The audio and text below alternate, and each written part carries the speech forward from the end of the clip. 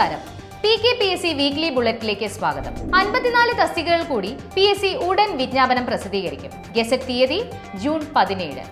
അപേക്ഷ സ്വീകരിക്കുന്ന അവസാന തീയതി ജൂലൈ 16. വിദ്യാഭ്യാസ വകുപ്പിൽ LP UP സ്കൂൾ ടീച്ചർ ലിസ്റ്റുകൾ മെയ് 30 അവസാനിക്കും. നിലവിലുള്ള റാങ്ക് ലിസ്റ്റ് അവസാനിക്കുന്നതിന്റെ അടുത്ത ദിവസം പുതിയ ലിസ്റ്റ് പ്രസിദ്ധീകരിക്കുവാനാണ് തീരുമാനം. സർക്കാർ സർവീസിൽ നിന്നും മേയിൽ 12,000 പേർ വിരമിക്കുന്നു. വിവിധ തസ്തികകളിലായി ഈ വർഷം മൊത്തം 24,424 പേർ വിരമിക്കുന്നു എന്നാണ് ഔദ്യോഗിക കണക്ക്. Guruvayur Devaswom board recruitment LD തസ്തികയിൽ 57,854 പേരും ലാസ്റ്റ് ഗ്രേഡ് തസ്തികയിൽ 15,930 പേരും അപേക്ഷ സമർപ്പിച്ചു. പരീക്ഷ ജൂൺ ജൂലൈ മാസങ്ങളിലായി നടക്കും.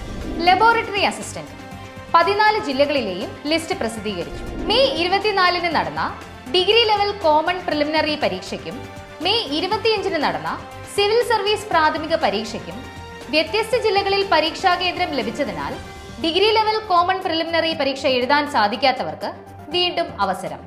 ഇതിനായി മെയ് 30 അപേക്ഷ സമർപ്പിക്കണം. സ്റ്റാഫ് നഴ്സ് 20 നിയമനം കൂടി.